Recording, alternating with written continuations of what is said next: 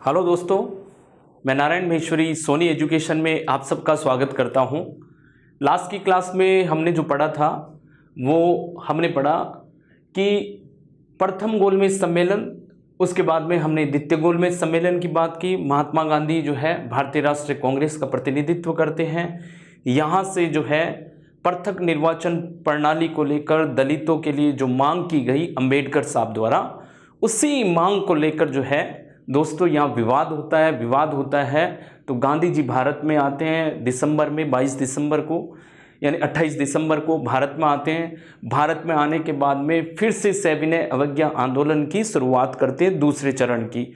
1932 में उनको गिरफ्तार कर लिया जाता है। ठीक है, गिरफ्तार यानी कि ये आंदोलन शुरू होने से पहले ही, जैसे ये शुरू होता है, उनको गिरफ्तार कर लिया जाता है, पुणे की यरवदा जेल में डाला जाता है। वहाँ से सांप्रदायिक पंचायत की घोषणा होती है। ब्रिटेन का जो प्रधानमंत्री था रेमजे मैकडोनाल्ड ने सांप्रदायिक पंचायत की घोषणा करता है। सांप्रदायिक पंचायत की जब घोषणा करता है तो मेरे दोस्तों क्या हुआ कि ये एक ऐसा जो है घोषणा पत्र था जो दलितों के लिए पृथक निर्वाचन प्रणाली की यानी कि प्रणाली को कहीं ना कहीं जगह देता है। तो एक ऐसा घोषणा पत्र जो दलितों को पृथक निर्वाचन प्रणाली देने के लिए भारत में लाया गया था, यानी कि ब्रिटेन की सरकार ने वहां से ब्रिटेन की संसद से जो है ये घोषणा पारित की। तो इसके एवज में आपने देखा, इसके विरोध में महात्मा गांधी जी जो थे वो 20 सितंबर के दिन आमरण अनशन में बैठे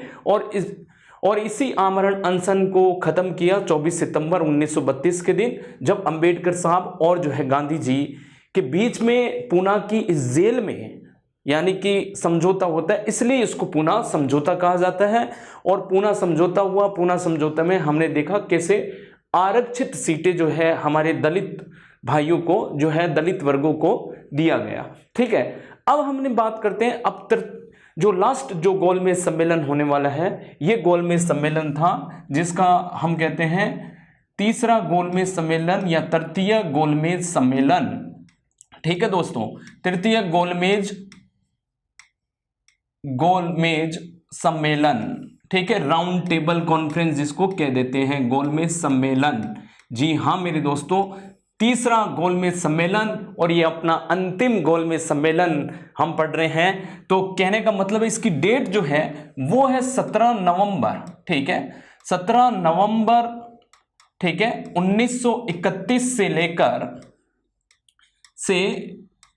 24 दिसंबर। ठीक है, 24 दिसंबर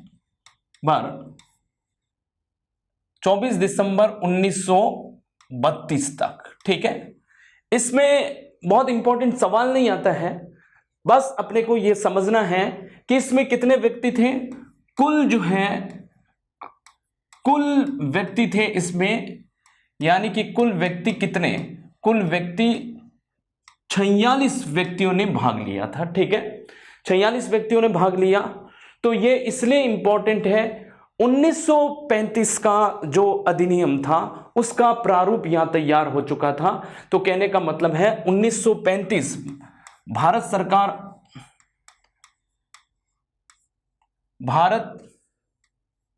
शासन अधिनियम 1935 का प्रारूप तैयार हो चुका था। 1935 का प्रारूप तैयार। ठीक है, प्रारूप तैयार यानी कि अपने अंतिम जो है चरण में था। तो ये हमने देखा, यहां पर भी कांग्रेस ने बहिष्कार किया, यानी कि कांग्रेस क्या करती है, बहिष्कार कर देती है। तो कांग्रेस क्या करती है, कांग्रेस बहिष्कार करती है इसका, इस तृतीय गोलमेज सम्मेलन का। ठीक है, तो कांग्रेस क्या कर देती है, बहिष्कार कर देती है तृतीय गोलमेज सम्मेलन का। तो कुल व्यक्ति 46, इसमें 46 व्यक्तियों ने भाग लिया। भारत शासन अधिनियम 1935 का प्रारूप तैयार हो चुका। लास्ट का गोलमेज सम्मेलन था, मैंने आपको बताया साइमन कमीशन की रिपोर्ट 1930 के बाद में, यानी कि ये इस गोलमेज सम्मेलन में भारत शासन अधिनियम जो है तैयार, इसका अंतिम मसौदा जो था वो तैयार हो चुका था। ठीक है, और अब जो है कांग्रेस ने इसका बहिष्कार किया। तो कांग्रेस इसका क्या करती है, बहिष्कार करती है। तो जी हाँ मेरे दोस्तों, यही 1934 में जो है 1900 जो है हम कह सकते हैं 34 में 1934 में कांग्रेस में एक जो है कांग्रेस समाजवादी दल का गठन होता है। कांग्रेस में समाजवाद जो विचारधारा थी वो अपने प्रबल दौर पर थी, तो कांग्रेस के अंदर ही जो है कांग्रेस समाजवादी दल का गठन होता है। जी हां मेरे दोस्तों, समाजवाद क्या है? समाजवाद एक ऐसी व्यवस्था है, ऐसी राजनीतिक व्यवस्था है जिसमें हम कहते हैं कि यानी कि उत्पादन तथा उसके वितरण का स्वामित्व जो है वो किसके पास में होता है? वो जनता के पास में होता है, किसी एक व्यक्ति के पास में नहीं होता। समाजवाद किसका विरोध करता है? पूंजीवाद का विरोध करता है। पूंजीवाद में हम कह सकते हैं निजीकरण होता है, निजी संपत्ति होती है, एक आदमी अपने व्यापार का मालिक होता है, एक व्यक्ति अपने व्यापार का मालिक होता है। ऐसे निजीकरण की जो है यानी कि हम कह सकते हैं कि विरोध में क्या आया? समाजवाद आया। औद्योगिक क्रांति आई, ब्रिटेन में आई औद्योगिक क्रांति जो पूरी की पूरी पूंजीवाद पर टिकी हुई थी। और यह पूंजीवाद क्या कर रहा था? यह श्रमिक भाइयों का, किसान भाइयों का, मजदूर भाइयों का शोषण कर रहा था। तो इसके यानी कि हम कहते हैं इसके विरोध में जो एक विचारधारा आई वो थी समाजवाद की विचारधारा। और यह विचारधारा क्या थी? यह एक ऐसी राजनीतिक और आर्थिक विचारधारा थी जो ये कहती थी कि समाज का जो है यानी कि समाज का ही स्वामित्व हो, किसी एक व्यक्ति का स्वामित्व नहीं हो किसी चीज पर, समाज का स्वामित्व हो। ठीक है, चाहे वो उत्पादन पर हो चाहे उसके वितरण पर हो। तो उत्पादन और वितरण पर ये किसका जो है स्वामित्व चाहते थे? ये समाज का स्वामित्व चाहते थे, ना किसी व्यक्ति विशेष का। तो ये निजीकरण के विरोध में थे, ये पूंजीवाद के विरोध में थे। ऐसे ही हमने कहा कि 1934 में कांग्रेस में इस विचारधारा का यह विचारधारा प्रबल हो रही थी। तो कांग्रेस के अंदर एक जो दल का गठन होता है कांग्रेस समाजवादी दल।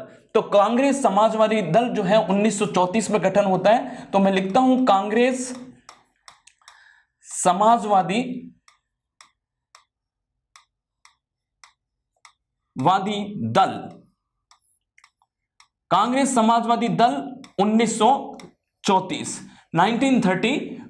तो 1934 में इसका गठन होता है। ठीक है, और यानी गठन कहां होता है? जगह होती है मुंबई। ठीक है, तो बंबई में इसका गठन होता है। और संस्थापक कौन होते हैं? संस्थापक के तौर पर आपको दो जनों का नाम बहुत जो है यानी कि विशेष तौर पर ध्यान रखना है। संस्थापक के तौर पर हम कहेंगे कि इनका जो संस्थापक होते हैं वो नरेंद्र देव जिनको आचार्य नरेंद्र देव तथा जय नारायण प्रकाश। ठीक है, जय नारायण प्रकाश और आचार्य नरेंद्र देव, जय नारायण प्रकाश। ये जो है बेसिकली ये हम कहते हैं कि ये दो संस्थापक थे। ठीक है, नरेंद्र देव तथा जय नारायण प्रकाश। अब इनका उद्देश्य क्या था? उद्देश्य यह था युवाओं को समाजवाद की तरफ मोड़ना। युवाओं को क्या मोड़ना? समाजवाद की तरफ मोड़ना। तो युवा वर्ग को समाजवाद की तरफ धकेलना, समाजवाद की तरफ मोड़ना, समाजवाद की तरफ मोड़ना, ये इनका लक्ष्य था कि जो हमारे युवा वर्ग है वो समाजवाद को सीखे, समाजवाद की अवधारणा को समझे, समाजवाद के जो आर्थिक और सामाजिक और जो राजनीतिक अवधारणा है उनको समझे, उनकी नीतियों को समझे, कैसे समाजवाद जो है हमारे देश के लिए बढ़िया है। तो 1936 में मैं आपको बताऊं एक और इससे से जुड़ी हुई, जैसे जय नारायण प्रकाश की पुस्तक का नाम मैं आपको बता देता हूं, जय नारायण प्रकाश की पुस्तक। ठीक है, जय नारायण प्रकाश की एक पुस्तक है जो कभी कभी एग्जाम में पूछ लें तो आपको याद होनी चाहिए, ध्यान में होनी चाहिए। जय नारायण प्रकाश की एक पुस्तक है और उन्होंने वो पुस्तक कौन सी लिखी? समाजवाद क्यों। ठीक है, ये इन्होंने एक पुस्तक लिखी कि क्यों समाजवाद। ठीक है, समाजवाद किस लिए, क्यों जरूरी है समाजवाद, ये इनकी एक पुस्तक थी। ठीक है, तो इनकी एक पुस्तक थी समाजवाद क्यों। ठीक है, ऐसे ही मैं आपको मेरे को एक और जो है आचार्य नरेंद्र देव की जो है एक किताब है समाजवाद तथा राष्ट्रीय आंदोलन, ठीक है। तो आचार्य नरेंद्र देव की, आचार्य नरेंद्र देव, ठीक है, नरेंद्र देव की भी पुस्तक जो है आप ध्यान रखिए, समाजवाद तथा राष्ट्रीय आंदोलन, ठीक है, ये समाजवाद तथा राष्ट्रीय आंदोलन, ठीक है, ये इन्होंने एक पुस्तक लिखी, इनकी ये पुस्तक थी, ठीक है। तो ये पुस्तक आपको ध्यान में रखनी है कि कभी कभी एग्जाम में अगर कोई डिफिकल्ट सवाल आ जाए, कठिन सवाल आ जाए, ये कठिन सवाल है, ठीक है, फिर भी हमको ध्यान रखना है हमारी तैयारी जो है चारों तरफ से होनी चाहिए, हर तरफ से हमको जो है बैटिंग करनी आनी चाहिए, चाहे वो फुल टॉस आ जाए, चाहे वो हाफ पिच आ जाए, और चाहे वो जो है बाउंसर आ जाए, हमको तो खेलना आना चाहिए, ठीक है। तो अगर हम खेलना चाहते हैं तो चारों तरफ से खेलेंगे, तो इसलिए इन किताबों को ध्यान रखना बहुत जरूरी है। जी हां मेरे दोस्तों, अब हम बात करते हैं कि जैसे कांग्रेस समाजवादी दल 1934 में जगह कहां, यानी कि बंबई में इसकी स्थापना होती है। स्थापना इसकी कहां होती है, मैं स्थापना लिख देता हूं, स्थापना इसकी होती है कहां, मुंबई में, स्थापना होती है मुंबई में। और जो है संस्थापक नरेंद्र देव तथा जय नारायण प्रकाश। उद्देश्य क्या है, युवाओं को समाजवाद की तरफ धकेलना या मोड़ना, ठीक है। अब यहां देखिए कि इसका प्रभाव क्या है, कि कांग्रेस ने अपना लक्ष्य क्या रखा, समाजवाद लक्ष्य जो है कांग्रेस अपना कौन से अधिवेशन में रखती है। तो जी हां मेरे दोस्तों, 1936 का लखनऊ का अधिवेशन होता है कांग्रेस का, और वो कहां होता है लखनऊ का अधिवेशन, सॉरी किसकी अध्यक्षता में होता है, वो पंडित जवाहरलाल नेहरू की अध्यक्षता में होता है। तो 1936 कांग्रेस का लखनऊ अधिवेशन, ठीक है, लखनऊ अधिवेशन, ठीक है। इस लखनऊ अधिवेशन में क्या हुआ, इस लखनऊ अधिवेशन में दोस्तों क्या रखा इन्होंने जो है, यानी उद्देश्य क्या रखा, अध्यक्षता किसने की, अध्यक्षता मैं बता चुका हूं आपको, अध्यक्षता की, इस अधिवेशन की अध्यक्षता हुई, अध्यक्षता किसके नेतृत्व में हुई, किसके सानिध्य में हुई, तो अध्यक्षता जो है पंडित जवाहरलाल नेहरू की, पंडित जवाहरलाल नेहरू, ठीक है। तो जवाहरलाल नेहरू की अध्यक्षता में होता है। जी हां मेरे दोस्तों, अब इसमें क्या होता है, इसमें यह होता है कि इन्होंने एक उद्देश्य रखा, और प्रस्ताव क्या रखा, उद्देश्य रखा कांग्रेस का समाजवाद। तो समाजवाद कांग्रेस का उद्देश्य रखा, उद्देश्य कांग्रेस का समाजवाद, समाजवाद, ठीक है, कांग्रेस का समाजवाद। तो आप देखिए कि कैसे जो है समाजवादी जो धारणा थी वो कांग्रेस में कैसे जो है निखर कर आती है, कैसे सामने आती है। कांग्रेस समाजवादी दल का जो है गठन होता है, और गठन 1934 में होता है, ठीक है, संस्थापक और ये सब चीजें हमने पढ़ी। अब आपको मैं बताऊं कि हमने बात की किसकी, हमने बात की 1930 के जो है साइमन कमीशन की रिपोर्ट के बारे में बात की, रिपोर्ट के बारे में बात की। तो अब हम पढ़ेंगे भारत शासन अधिनियम। भारत शासन अधिनियम 1935 की बात करते हैं। भारत शासन अधिनियम, शासन अधिनियम 1935। जी हां मेरे दोस्तों, भारत शासन अधिनियम 1935 बहुत जो है अपने धीरे धीरे स्वतंत्रता की तरफ बढ़ रहे हैं। 1935, ठीक है, 1935 अधिनियम बहुत इंपॉर्टेंट अधिनियम है। और ये अधिनियम जो है भारत शासन अधिनियम, ये अधिनियम को पढ़ने से पहले मैं आपको इसकी थोड़ा सा डिटेल बता देता हूं। डिटेल क्या है कि 1930 की साइमन कमीशन की रिपोर्ट के आधार पर, साइमन कमीशन की रिपोर्ट के आधार पर, साइमन कमीशन की रिपोर्ट के आधार पर, ठीक है, आधार पर तृतीय गोलमेज सम्मेलन में, जो अभी हम पढ़ के आए हैं, तृतीय गोलमेज सम्मेलन में,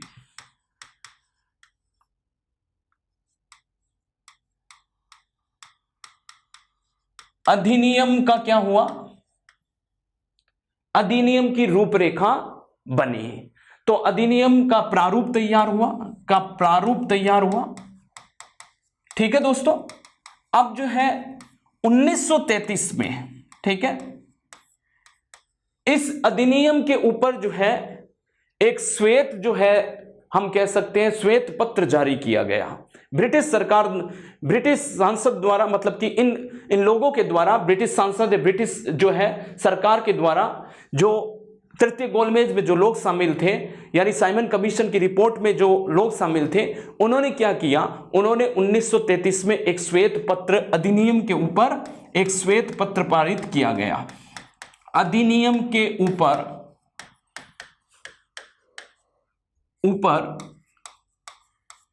एक श्वेत पत्र जारी किया। ठीक है, श्वेत पत्र जारी किया 1933 में। और इसी श्वेत पत्र को जब जारी किया तो इस श्वेत पत्र को जो है, यानी कि इस श्वेत पत्र की जांच पड़ताल करने के लिए 1933 में ब्रिटिश सरकार ने वहां के पार्लियामेंट के दोनों जो सदन हैं, जो दोनों सदन के बारे में मैं बात कर रहा हूं, हाउस ऑफ लॉर्ड्स और हाउस ऑफ कॉमन्स, उन दोनों के सदस्यों की एक जो है समिति बनाई। ठीक है, प्रवर समिति बनाई। प्रवर समिति बनाई और प्रवर समिति के अध्यक्ष किसको बनाया? प्रवर समिति के अध्यक्ष बनाया लॉर्ड लिनलिथगो को। तो हम कह सकते हैं कि एक श्वेत पत्र पर प्रवर समिति का गठन होता है, और इसके अध्यक्ष कौन होते हैं? गठन और अध्यक्ष होते हैं, इस समिति के अध्यक्ष कौन होते हैं? ये 1900 अध्यक्ष होते हैं इसके लॉर्ड लिनलिथगो। कौन होते हैं? लॉर्ड लिनलिथगो, ये इसके अध्यक्ष होते हैं। जी हाँ मेरे दोस्तों, 1933 में ही ये काम हो जाता है। श्वेत पत्र जो है, श्वेत पत्र पर प्रवर समिति बनाते हैं। प्रवर समिति, मैंने आपको कहा कि दोनों सदन, जो ब्रिटिश सरकार के दोनों सदन हैं, उन दोनों सदन के कुछ जो है कुछ सांसदों को मिलाकर एक समिति बनाई जाती है। कुछ जो है हाउस ऑफ लॉर्ड के सांसद होते हैं, कुछ हाउस ऑफ कॉमन के सांसद होते हैं।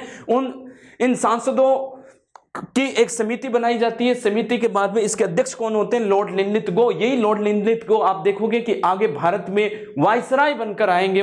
ठीक है, तो अध्यक्ष लॉर्ड लिनलिथगो को बनाते हैं। 1934 में इन्होंने ये जो है, ये जो श्वेत पत्र है या इसकी ये जो रिपोर्ट है, ये रिपोर्ट ब्रिटिश सरकार दिसंबर 1934 में ये ब्रिटिश संसद के समक्ष पेश कर देते हैं। तो 1934 में रिपोर्ट, दिसंबर 1934 में रिपोर्ट ब्रिटिश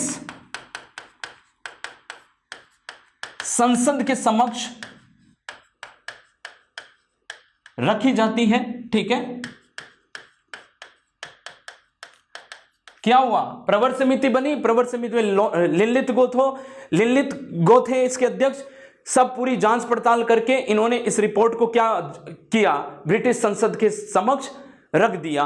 ब्रिटिश संसद के समक्ष रख दिया तो यही रिपोर्ट जो है 1935 में क्या होता है? भारत शासन अधिनियम के रूप में पारित हो जाती है। तो 1935 में रिपोर्ट क्या होती है? भारत शासन अधिनियम के रूप में, भारत शासन अधिनियम के रूप में पारित होती है। अधिनियम के रूप में पारित। जी हाँ मेरे दोस्तों, हमने थोड़ी सी इसके बैकग्राउंड के बारे में बात की। 1935 की कैसे अधिनियम बनता है इसके बारे में मैंने आपको जो है ये कुछ जो है बातें बताई। ठीक है, तो ये बातें जो मैंने बताई वो बातें क्या थी? ये बातें ये थी कि भारत शासन अधिनियम की एक जो भारत शासन अधिनियम बना उसकी एक यात्रा मैंने आपको बताई कि कैसे इसकी यात्रा रही। यात्रा साइमन कमीशन की रिपोर्ट से होती है। ठीक है, रिपोर्ट बनी तृतीय गोलमेज सम्मेलन में इसका अंतिम रूप से प्रारूप तैयार होता है। प्रारूप तैयार होता है तो इस पर एक श्वेत पत्र जारी किया जाता है। श्वेत पत्र जारी किया जाता है तो दोनों सदन के सांसदों की एक समिति बनाई जाती है ब्रिटेन में, और इसके अध्यक्ष किसको बनाया जाता है? लॉर्ड लिनलिथगो को बनाया जाता है। लॉर्ड लिनलिथगो को अध्यक्ष बनाया जाता है। तो इन्होंने एक ये रिपोर्ट जो है किसके सामने रखी? ब्रिटिश संसद के सामने या ब्रिटिश संसद के समक्ष ये रखी। तो 1934 में रखी। 1935 में ये जो है भारत शासन अधिनियम के रूप में पारित होती है। अब हम बात करते हैं भारत शासन अधिनियम के बारे में। भारत शासन अधिनियम, ठीक है, 1935 भारत शासन अधिनियम 1935, अधिनियम 1935। जी हाँ मेरे दोस्तों, 1935 भारत शासन अधिनियम। भारत शासन अधिनियम 1935 जो है वो क्या है उसको समझ लीजिए। वो ये है कि इसमें जो है ये बहुत बड़ा, यानी कि ये एक बहुत लेंदी अधिनियम था, बहुत विस्तार से जो है इसमें जो है कम से कम 321 धाराएं थी, 19 परिशिष्ट थे। ठीक है, तो 321 धाराएं थी इसके अंदर। कितनी? 321 धाराएं,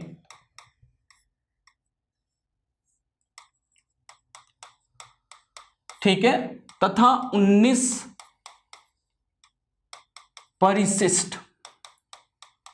आप समझ रहे हो कितना लेंदी था, कितना बड़ा था। ठीक है, बहुत ज्यादा जो है व्यापक रूप से जो है यानी इसमें व्याख्या की गई हर चीज की। ठीक है, तो इसलिए बहुत बड़ा जो है अधिनियम था। आप देख रहे हो 321 धाराएं किसे कहते हैं, हम मुख्य रूप से बात करेंगे।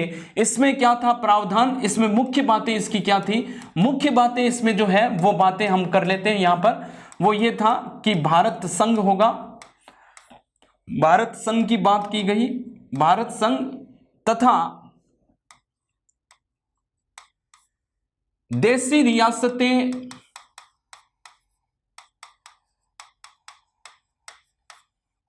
भारत संघ होगा। और भारत संघ किसका?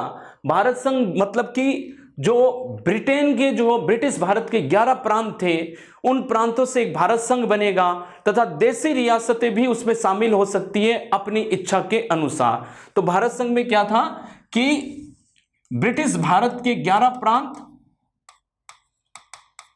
भारत के 11 प्रांत प्लस देशी रियासतें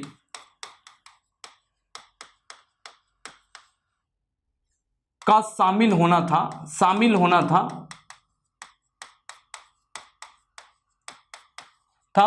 और इनको क्या है, इच्छा अनुसार, अगर होना चाहो तो हो, नहीं तो कोई बात नहीं, इच्छा अनुसार स्वेच्छा थी इनकी। ठीक है, तो इच्छा अनुसार जो है एक भारत संघ बनना था। और भारत संघ की इन्होंने बात की जिसमें ब्रिटिश भारत की 11 प्रांत तथा देशी रियासतों का शामिल होना था।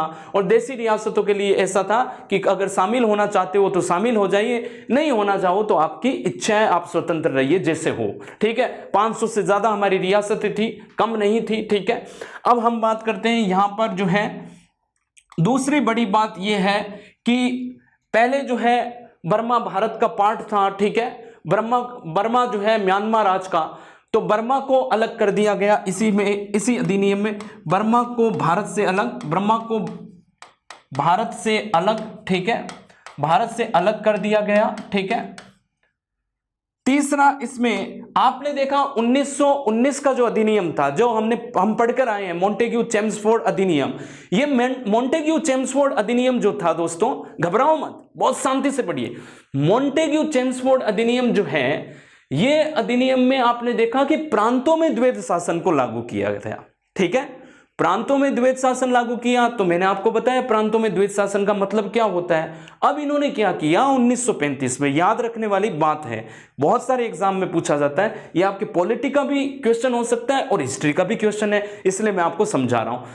यहां पर क्या किया 1919 में जो प्रांतों में द्वैध शासन था, तो प्रांतों का द्वैध शासन हटाकर और केंद्र में द्वैध शासन लागू कर दिया गया। तो 1935 में क्या हुआ, केंद्र में द्वैध शासन लागू कर दिया गया, केंद्र में द्वैध शासन लागू कर दिया गया, शासन लागू। ठीक है, तो यानी इसका मतलब क्या हुआ, प्रांतों में इस तरह की अब कोई बात नहीं रही कि गवर्नर जनरल के जो है, सॉरी, गवर्नर के दो जो है क्या रहेंगे, गवर्नर के विषय जो है दो भागों में बंटेंगे, वही था प्रांतों में द्वैध शासन का मतलब। मैंने आपको यही समझाया, आप पिछली क्लास में जाओ और देखो अगर आपको ध्यान नहीं है कि गवर्नर की जो सब्जेक्ट है, लिस्ट है, विषय वस्तु है जिस पर गवर्नर कानून बना सकता था प्रांतों में, उसकी जो जो लिस्ट है, विषय सूची है, उसको दो भागों में बांट दिया, हस्तांतरित और आरक्षित विषय में।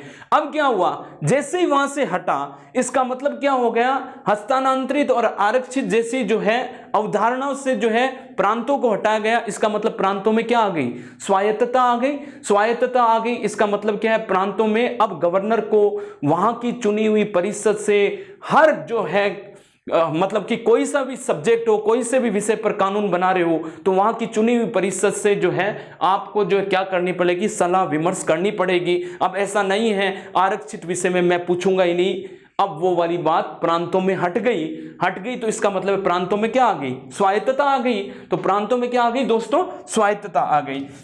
तो प्रांतों में स्वायत्तता आ गई, प्रांतों में स्वायत्तता।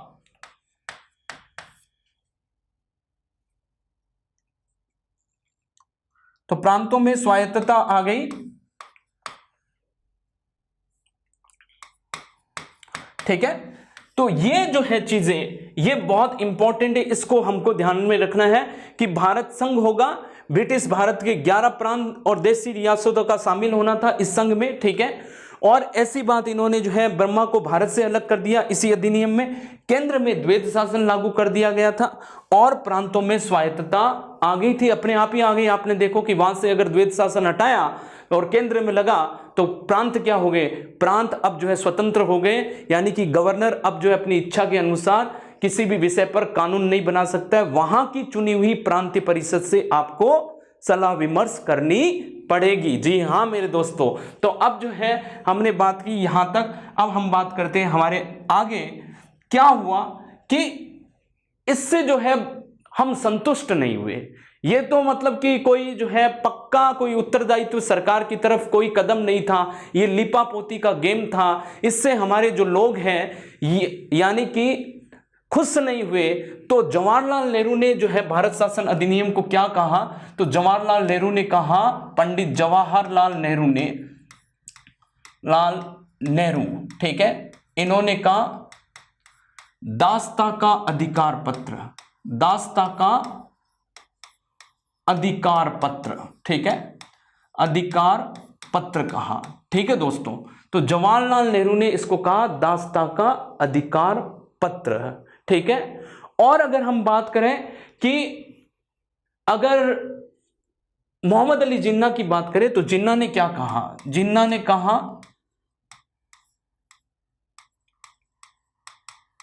सड़ा हुआ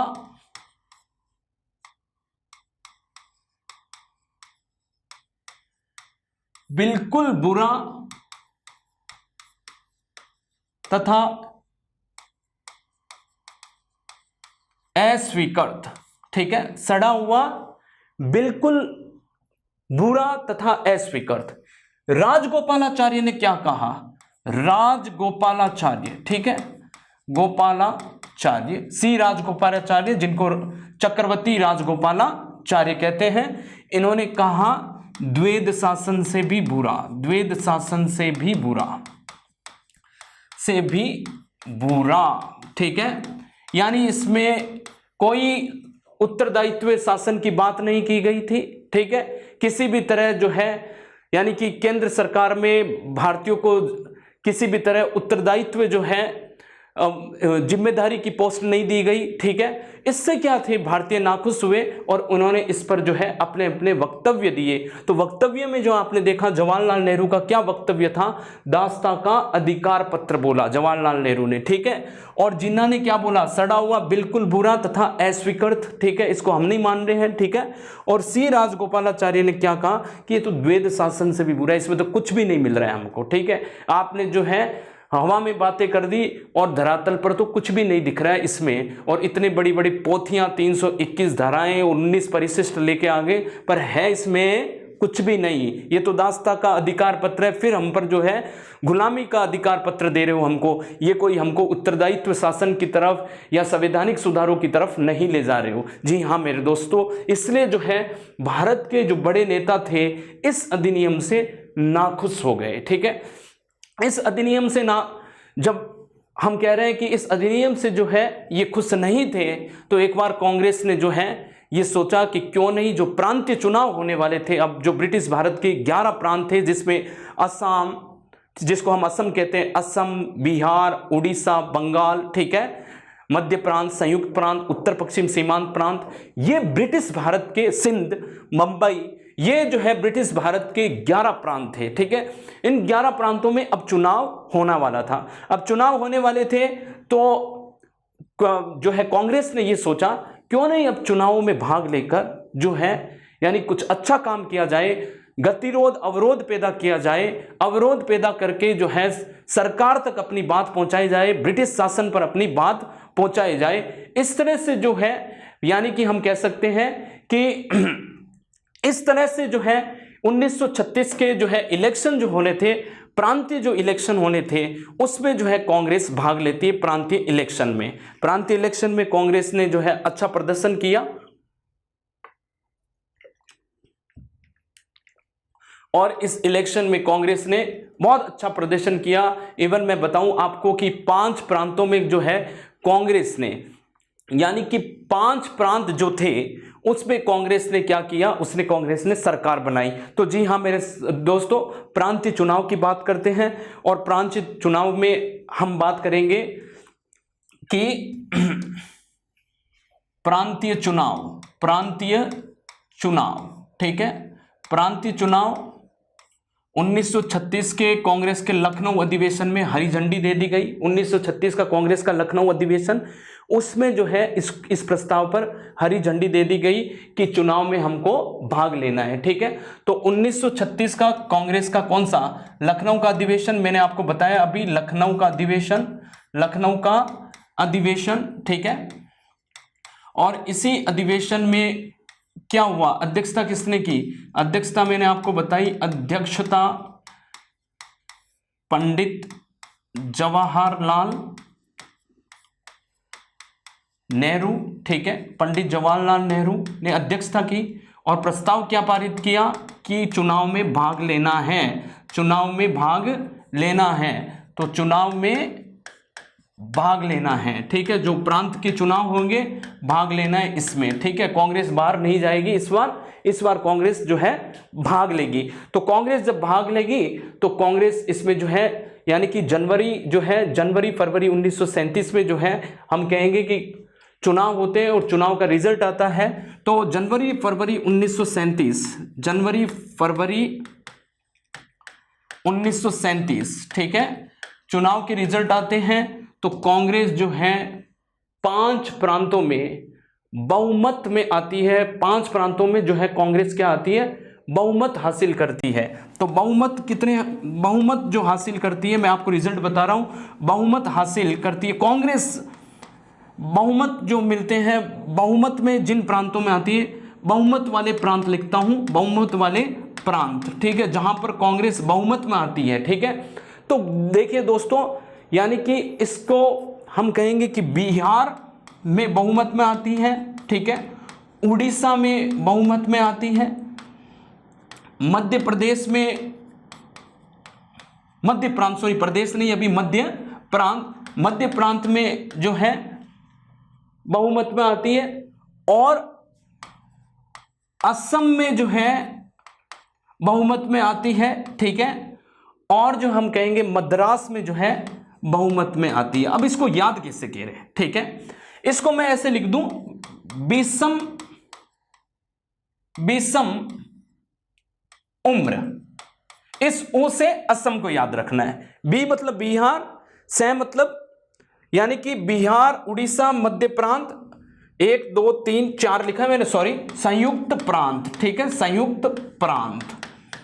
इसको मैं से इसको याद करने के लिए विषम उम्र यानी 20 से बिहार, इसको मैंने जानबूझ के बिंदी लगाई है, से संयुक्त प्रांत, इस में से मध्य प्रांत, इस ऊ से याद रखना है असम, ठीक है। तो आपको याद रखने के लिए असम, और जो है इस में से लिखना है मद्रास, ठीक है। तो ये 5 जगहों में बहुमत वाले प्रांत, यानी कि 5 प्रांतों में कांग्रेस क्या आती है, बहुमत में आती है। कितने प्रांत हैं ये, टोटल 5 प्रांत, ठीक है दोस्तों। अब हम बात करते हैं कि सरकार कहां बनाती है। कांग्रेस अपनी सरकार 6 प्रांतों में बनाती है सरकार, तो सरकार बनाती है कितने में? सरकार जो है बनाती है 6 प्रांतों में। 5 तो यही है, बिहार, उड़ीसा, मध्य प्रांत, असम, संयुक्त प्रांत, ठीक है, बिहार, उड़ीसा, मध्य प्रांत, संयुक्त प्रांत, एक लिखना तथा मुंबई, ठीक है, तथा मुंबई। तो अपना जो बंबई है उस समय बंबई, तो कहने का मतलब है बंबई जो है, बंबई में जो है कांग्रेस अपनी सरकार बनाती है। 1 2 3 4 5 और 6, 1 2 3 4 5 और 6 जगहों में कांग्रेस सरकार बनाती है। अब देखिए कि पंजाब में और बंगाल में जो है कांग्रेस सरकार नहीं बना सकती है, तो पंजाब और बंगाल में जो सरकार बनाती है वो हम बात करेंगे। तो पंजाब में जो है मुस्लिम लीग और यूनियन जो पार्टी होती है, ठीक है, वो जो है सरकार बनाती है, ठीक है। तो पंजाब में सरकार कौन बनाती है? पंजाब में मुस्लिम लीग दोनों मिलकर, मुस्लिम लीग यानी कि ये हम कह सकते हैं एक संयुक्त जो है सरकार होती है मुस्लिम लीग की प्लस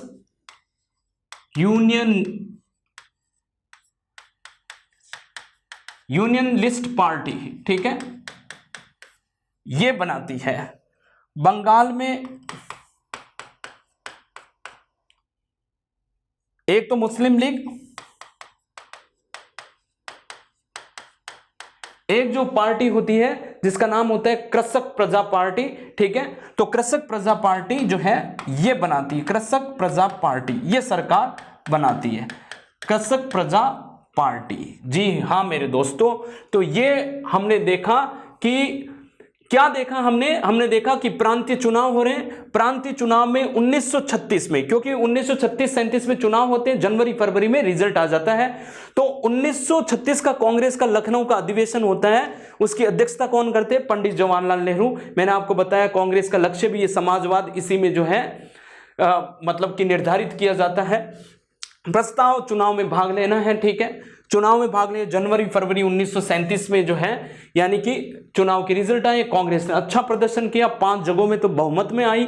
कौन सी जगह है वो? 5 प्रदेश ऐसे हैं, बिहार, उड़ीसा, मध्य प्रांत, असम, मद्रास, संयुक्त प्रांत, और इसको हमने विषम उम्र बोला याद रखने के लिए, ठीक है। अब हम सरकार जो है बनाती है कांग्रेस, कहां सरकार बनाती है? 6 प्रांतों में, ठीक है, 6 प्रांतों में सरकार बनाती है। और वो 6 प्रांत कौन से? बिहार, उड़ीसा, मध्य प्रांत, असम, संयुक्त प्रांत तथा बंबई। जी हां मेरे दोस्तों, यहां पर ये जो है कांग्रेस क्या करती है? सरकार बनाती है अपनी, ठीक है। अब जो है पंजाब में Muslim League plus Unionist Party जो है वो दोनों मिलकर सरकार बनाती है। बंगाल में कौन बनता है? मुस्लिम लीग प्लस कृषक प्रजा पार्टी बनाती है। यहां पर हमने बात की। और अब हम बात करते हैं 1937 का जो है कांग्रेस का अधिवेशन। वो इसलिए इंपॉर्टेंट है, खाली इसलिए इंपॉर्टेंट है, मैं आपको क्यों बता रहा हूं, इसमें ज्यादा कुछ नहीं रखना है, आपको इतना ध्यान रखना है 1937, ठीक है, फैजपुर अधिवेशन। कांग्रेस का कौन सा अधिवेशन? कांग्रेस का फैजपुर अधिवेशन, ठीक है, फैजपुर अधिवेशन होता है, ठीक है। और इस अधिवेशन में क्या होता है? इसी अधिवेशन में 1937 कांग्रेस का फैजपुर का अधिवेशन अध्यक्षता कौन करते हैं? सेम पंडित जवाहरलाल नेहरू। जो 36 में करते हैं वही 37 में करते हैं, पंडित जवाहरलाल नेहरू, ठीक है। और ये इसलिए है इंपॉर्टेंट, यानी कि इसका विशेष क्या है? विशेष इसमें ये है दोस्तों, एकमात्र कांग्रेस का अधिवेशन, एकमात्र कांग्रेस का अधिवेशन जो गांव में हुआ, अधिवेशन जो गांव में आयोजित हुआ, गांव में आयोजित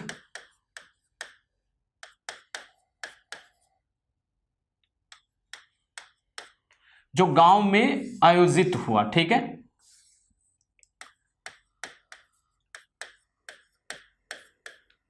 गांव में आयोजित हुआ, हुआ, ठीक है।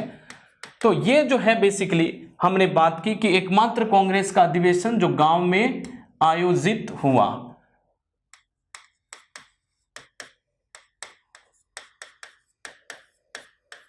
ठीक है दोस्तों, तो ये हमने बात की। आपको बहुत शांति से देखना है कि 1937 का फैजपुर कहां है? बंगाल, ठीक है।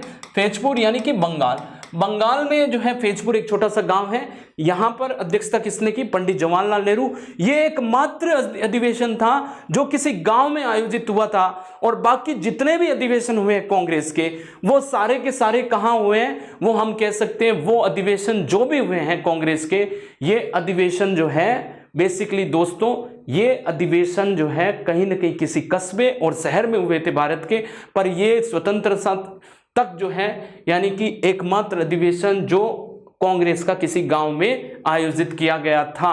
ठीक है, तो ये 1937 का हमारा अधिवेशन, और 1937 का ये अधिवेशन अपने आप में बहुत इंपॉर्टेंट है, इसलिए हमको ये अधिवेशन के बारे में ध्यान रखना है या याद रखना है। ठीक है, और इसके बारे में हमको जानकारी लेनी है। ठीक है, तो ये जानकारी हमको रखनी भी है। जानकारी हमको इसलिए रखनी है क्योंकि हमारे एग्जाम में पूछा जाता है इस तरह के अधिवेशन के बारे में। तो अभी आपने देखा कि कैसे कांग्रेस जो है समाजवाद की तरफ मुड़ती है, और कैसे कांग्रेस में जो है अब जो है प्रांतीय चुनावों में भाग लेती है। प्रांतीय चुनावों में भाग लेती है कांग्रेस, और प्रांतीय चुनावों में बहुत सारे काम भी करती है। जैसे हम कहते हैं कि अवध में और बिहार की और बहुत सारी जगहों पर इन्होंने जो है किसानों को पुश्तैनी अधिकार दिलाने में भी जो है सफलता प्राप्त की। ठीक है, तो इस तरह से कांग्रेस अब जो है काम करती है, सरकार के अंदर, प्रांतों के अंदर जाकर काम करती है, लोगों की मांगों को देखती है और मांगों के अनुसार जो है काम करना चालू करती है। ठीक है, तो ये बड़ा जो है सफलता थी कांग्रेस की इस चुनाव में, और इस चुनाव को हमको ध्यान रखना है क्योंकि हमारे एग्जाम में कभी कभी सवाल पूछ लिए जाते हैं। तो हमारा ये लक्ष्य रहता है कि आपके सवाल ज्यादा से ज्यादा जो है सही रहे, ज्यादा से ज्यादा जो है आपके सवाल ठीक हो, ये मेरा लक्ष्य रहता है, ताकि आपका सवाल कोई बिगड़े नहीं। ठीक है, अब हम अगली क्लास में हमारे आगे के जो इंपॉर्टेंट टॉपिक है उसके बारे में बात करेंगे। ऐसे ही हम बात करेंगे